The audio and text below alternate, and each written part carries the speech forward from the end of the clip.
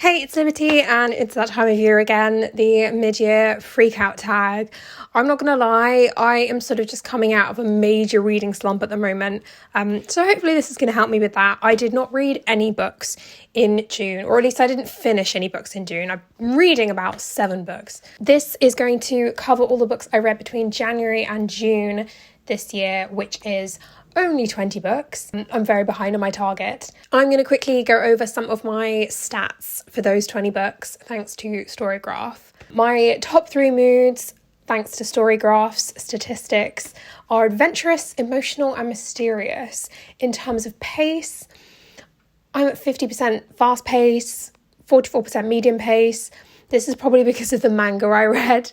50% of the books I read were 300 to 499 pages, 45% were under 300, and 5% were over 500 pages. In terms of fiction versus non-fiction, it's overwhelmingly fiction, 95%. In terms of genre, my top 3 are historical, fantasy, and romance. And the final stat is format, and I'm sitting at 55% audio, 10% digital, and 35% print. So those were my little stats for the first half of the year. So I'm going to get straight into the questions. If you like this video, do give it a thumbs up. I make videos all about books, history, personality, culture stuff, so do check those out and subscribe if you would like to. So the first question is the best book you've read so far in 2023. Honestly, I'm going to have to go with Return of the King by Tolkien. I grew up watching the Lord of the Rings films, and I've probably, in my quest to read it all the way through, I've probably read The Fellowship of the Ring about 5 times. Frodo and Sam's spidery adventure is sort of normally where I had really struggled in the past. Luckily, that was in The Two Towers in the books, so I didn't have to deal with any of that, and it was just sort of like good vibes all the way through The Return of the King. Comparing the books to the films, obviously there's only so much they can fit into the films, so this is a bigger world. You are getting more characters, you are sort of getting more, obviously, and who doesn't want that? In terms of highlights, book Faramir is a massive highlight of The Return of the King.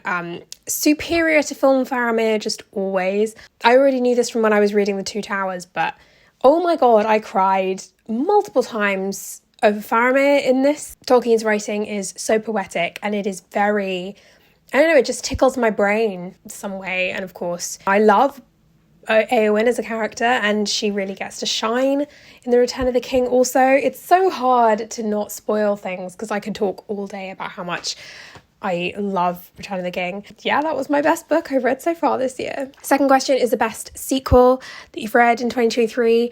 I've only read one sequel, which is Death at the Manor, but I've read the first 3 volumes of Yona of the Dawn, which is a manga series. Princess Yona is the main character. She's the only child of the king of this world, and she is guarded by her faithful guard, Hat. She's got this crush on her cousin, which is weird, but like they're not in the same place for much of it that I've read so far. So like you can sort of put it out of your brain for a bit. Anyway, there is a death in Yona's life on her 16th birthday, and she has to leave her life as a princess behind, and she sort of has to flee the palace and fight for survival, surrounded by enemies. I hesitate to say this because I haven't seen Avatar and the Last Airbender, but there's a fire nation, like an earth kingdom, a wind kingdom, and she's trying to navigate the politics of all of these different kingdoms in order to try and like keep herself alive. So I think there's similarities there. So if you like Avatar and the Last Airbender, you might like this manga series. I'm enjoying it so far. Yona's already grown as a character in the first 3 volumes. I'm enjoying the way the plot is going. I love some of the side characters, and in terms of like the romance aspect, clearly there are going to be multiple love interests, but I sort of love the OG. Yeah, I can't wait to carry on. I've already got the 4th volume. Probably going to be the start of me reading a lot of manga now, but you know, what can you do? The third question is a new release you haven't read yet and you want to, and for me that's The Bandit Queens. This novel is set in rural India, and the main character is Geeta, and she lost her husband 5 years previously. The rumour is that she killed him, which is a rumour that Geeta is sort of happy to let fly because no one messes with her or harasses her, and men want to stay far, far away from her. It's got to the point where other women who have sort of abusive husbands are coming and asking her for help to sort of get rid of their husbands. So she becomes this kind of like consultant for women who want to get rid of their husbands, which sounds amazing, frankly. I always want to read more books set in India. By all accounts, it's witty and, you know, full of heart, which I'm very, very excited for. There's so much hype for this, and it is a debut. So I've had my eye on it for the whole year, and I'm trying to pick it up by the end of the year for sure. Next is most anticipated read for the second half of 2023. And of course, it is V.E. Schwab. And she's releasing another book in the world of A Dark Shade of Magic. That series, the trilogy that I loved, one of my favourite fantasy series of all time. I've already pre-ordered my special signed edition with sprayed edges. It's literally one of my most anticipated books ever. The world is multiple parallel Londons, and each of them have got like a different amount of magic in them.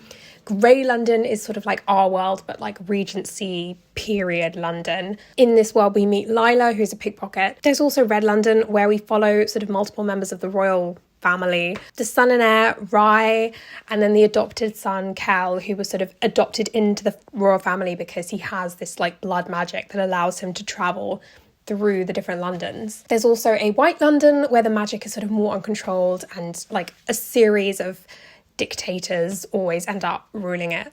And then Black London, which has just completely been destroyed by magic. I won't go too much into it because obviously that is the plot of A Dark Shade of Magic, and yeah, go read that if you haven't already. But I love that trilogy. It's one of my favourites, and we are going to get recurring characters from that series showing up. So like I think Lila and Kel and Rye and hopefully Elusard. I mean, I'm excited. There's, you know, I can't recommend this world highly enough, and I'm very excited for this book. Next question is the biggest disappointment, and it pains me so much, but it is The Queer Principles of Kit Webb. I really wanted to love this book. We're talking about an aristocrat meets a retired highwayman and they fall in love. Like, I should love this. I've talked a couple of times already about why I didn't like it, but a big thing is the fact that it was an audiobook, and I feel bad, but I just didn't gel with the narrator, and I didn't connect with the character of Kit Webb very well either. I loved Percy Holland, who was one of the two characters, but I just couldn't gel with Kit for some reason. And the most interesting character for me in this novel wasn't in it very much, but she's got her own sort of sequel, and I'm going to be reading that very soon. So yeah, it disappointed me, which is very sad. If it sounds like it might be for you, then do check it out.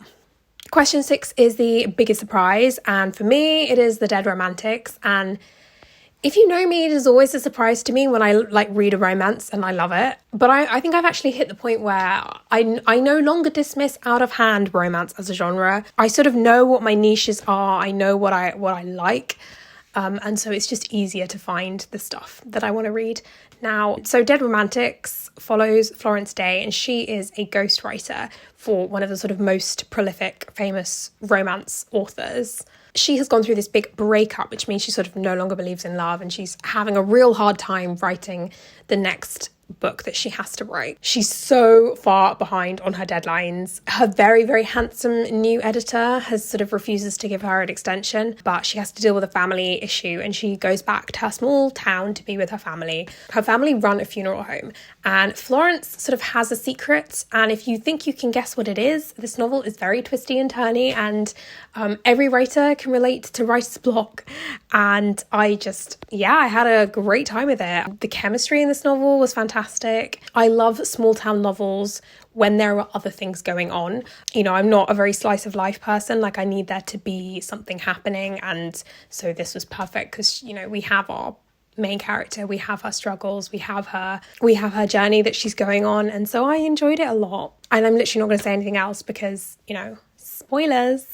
Next is favourite new author. Now, this is something I had to think hard about because I normally associate like a favourite author with a book where like I loved all the characters.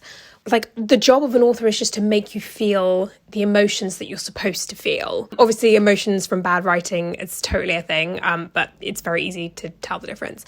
So I read Harlequin by Bernard Cornwell, and oh my God, he knows how to write characters. This novel is the first book in a series called the Grail Quest series, I think. but it's set in the backdrop of the 100 Years' War, which is a series of conflicts between England and France, sort of in the 14th to 15th centuries. Our main character is Thomas of Hookton, and he's an archer who ends up fighting in France in 1342, I think. It sort of takes you through to the, this novel ends up with the Battle of Crécy. I think that's how you pronounce it. But we see quite a few battles and sieges and all of that kind of stuff.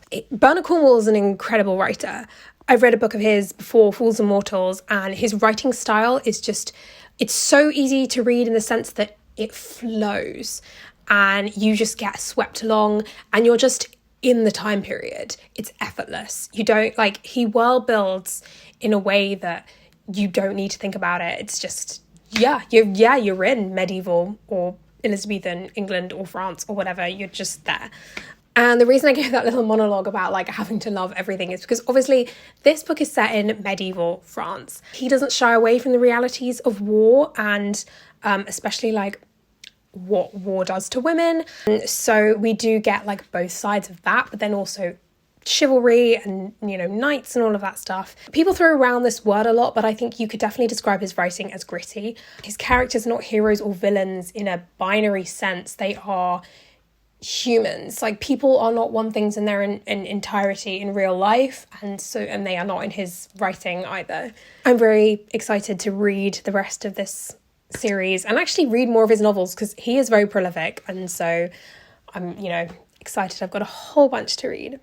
The next prompt is newest fictional crush, and I'm going to go with a supporting character from A Golden Fury. So this novel is all about alchemists trying to make the Philosopher's Stone, and Thea is the main character. She's living in France with her mother, and they literally almost make the Philosopher's Stone, but her mother starts to go mad, which is a side effect of trying to make the stone.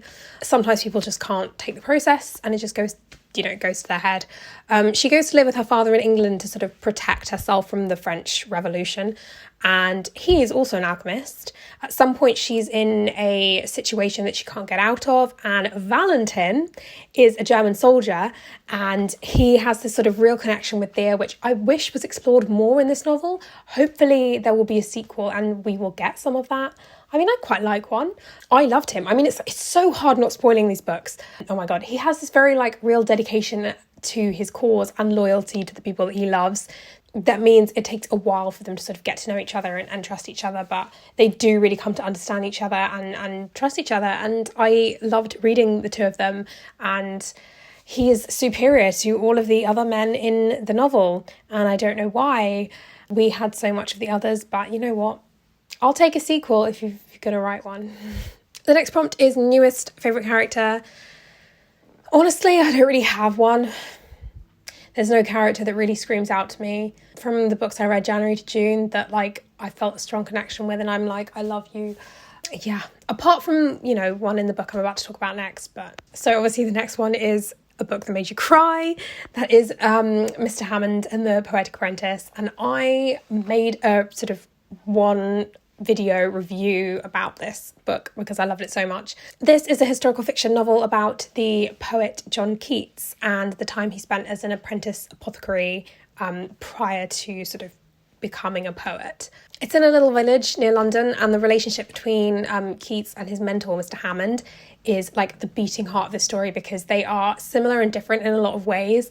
John is all about seeing the beauty in things. Obviously, he's, you know, a poet, and so he struggles with some of the methods that Mr. Hammond, you know, tries to teach him. And Mr. Hammond is very sort of reliant on what he knows, what he's tried and tested over the years. So that conflict is very interesting. The village life aspect of this book was fantastic. Apothecary surgeons are sort of like the ancestors of GPs. I love well-written historical fiction, and this was just amazing. Next is a book that made you happy. So here is where I have a problem because I'm going to have to go with the Dead Romantics again because very few books made me happy. I've been in reading slumps. I've had not a great year mentally. I mean, yeah, but books generally did what they were meant to do. If they were meant to make me sad, they made me sad or made me reflect. Like, there are very few books that I read which are like supposed to make me happy, even if I enjoyed them. So I think I'm going to make it a resolution to read more books that make me happy, especially as it's summer. Like, I feel like that's something I should be doing. It's probably going to be like a cozy fantasy or, you know, romance or adventure story or something like that. So, wish me luck on that one. The next prompt is the most beautiful book you bought this year. It's probably the hardback of The Cloisters that I have. It's beautiful. It's upstairs. I should have brought it down. I forgot. Sorry. It's pitched as like a cross between The Secret History and Ninth House. It's about a group of researchers who study the sort of history of divination and find a 15th century tarot card deck and sort of all the mysterious medieval stuff that goes along with that.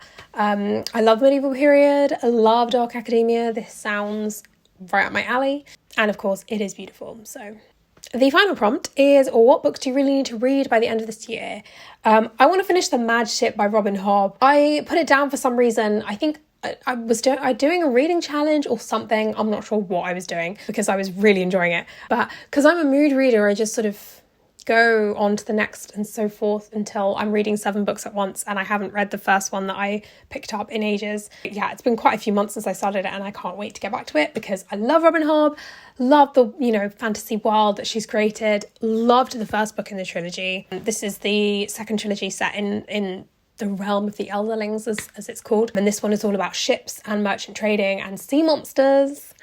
There's a town called Bingtown, and when it was first founded, the families were sort of trading up the river in this specific area, and they sort of made contracts with the people up there and built these live ships where after 3 generations of like the family working and dying, importantly, on the ship would come alive and the figurehead would talk. We follow like a bunch of characters. One of the main characters is Althea, and she is a child of the Vestrit family, and she had been sailing with her father for years, always thought she would be the captain, like her father told her, you'll inherit the ship and stuff. Wintro is another character we follow. He's Althea's nephew, and he found himself torn from his life as like an acolyte in the religious order of this world to be like on the ship, to be on the family live ship, the Vivacia. And Kenneth is a sort of wannabe pirate king. We also follow some sea monsters as well. There's adventure, there's tension, there's romance, lots more interesting sort of side characters. In book 2, I really, really started to enjoy Kenneth's older sister's point of view, and it's fantastic world building. Robin Hobb is amazing. I can't wait to get back to it. So that was the mid-year freakout tag. Thank you for watching. Let me know how your reading is going. It can't be going worse than mine, but gotta look forward to the future, gotta keep going. And yeah, I'm reading a bunch of books at the moment, so hopefully I will finish them. I'm still reviewing Jane Eyre chapter by chapter on my YouTube shorts and TikTok, so do check that out if you would like to. I've got a playlist of them all in order. Happy reading.